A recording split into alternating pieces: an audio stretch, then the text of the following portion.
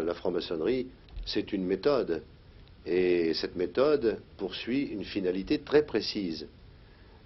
Au plan individuel, elle tente à donner aux individus qui pratiquent l'ascèse initiatique, suivant la méthode traditionnelle dont nous sommes les héritiers authentiques et légitimes, l'équilibre et l'harmonie dans le monde des choses créées.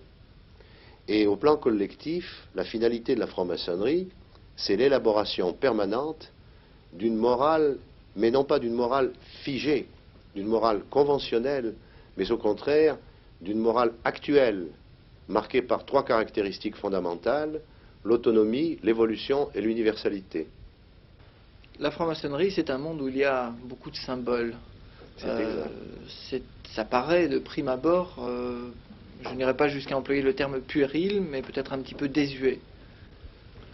Le symbole, il est éternel. Il ne peut être ni puéril ni désuet, c'est un langage. Qu'est-ce que c'est qu'un symbole? C'est la manière de désigner les idées et les choses par leur vertu fondamentale.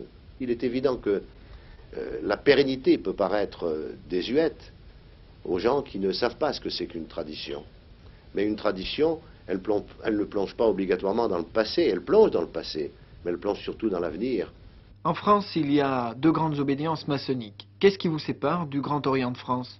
Si à l'heure actuelle ces deux obédiences maçonniques continuent à exister séparément, c'est pour des questions de rite.